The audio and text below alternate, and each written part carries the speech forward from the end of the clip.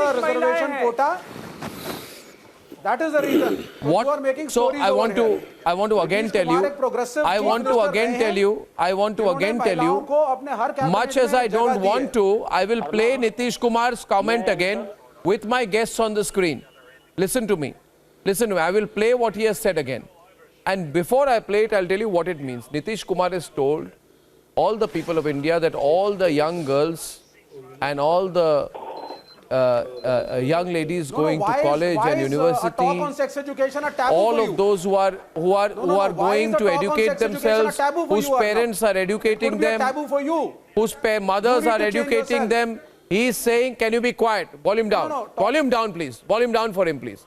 He's basically saying to all the parents out there, he's saying that basically the purpose of an education for a woman, for a girl, is to learn how to not get pregnant while having sex. And I want to just ask you this, viewers.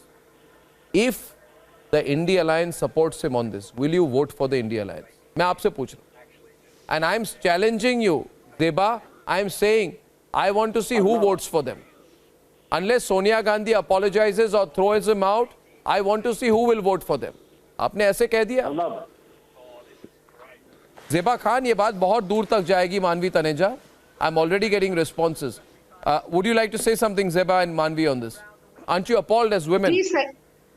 जी, नीतीश कुमार जी को एक मुख्यमंत्री होने के नाते, और कोई भी हो, महिलाओं के लिए कोई भी शब्द निकालते हैं तो बहुत सम्मान पूर्वक होना चाहिए और बहुत सोच समझ कर होना चाहिए. आपकी इंटेंशन जो भी रहे हो, लेकिन आपके जो शब्द हैं उसी को लोग सुनते हैं और उसी से आपको फिर ये किया जाता है. तो जो भी बोले हैं इस तरह के शब्द तो नहीं बर्दाश्त किए जा सकते हैं, गलत शब्द है.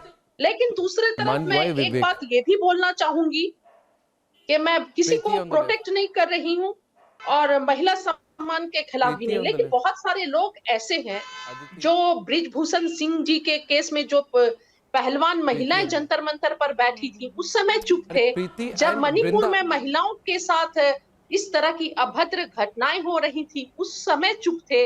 लेकिन इसमें सिर्फ इंडियन अलायंस का नाम लाना, एक इंडियन अलायंस को इसमें ऐड करना गलत नहीं है क्या? ऐसा नहीं लग रहा है कि ये सारे मैटर को पॉलिटिसाइज किया जा रहा है और इससे पॉलिटिकल बेनिफिट लेने की कोशिश की जा रही है? तो यहाँ पर ऐसा नहीं लगता है कि महिलाओं के सम्मान के आड़ में अगर कोई, एक मिनट मेरी बात सुनिए जीवा जी, मैं जवाब प्रीति पांडे से लूंगा. आप सोच समझ के बोलिए. आज अगर भारतीय जनता पार्टी के कोई बहुत बड़े नेता या मुख्यमंत्री कहते है ना कि the purpose of a Indian woman to get educated is that while having sex she does not become pregnant, तो आप यही बात करते हैं? उस समय आप नहीं करती, आप कुछ और पोजीशन लेती उस समय. आप ऐसे चीजों को इग्नोर मत कीजिए. Preeti Pandey, they are saying, why should the India Alliance leaders speak on this? Why is it necessary for them to open their mouth on this? Why should this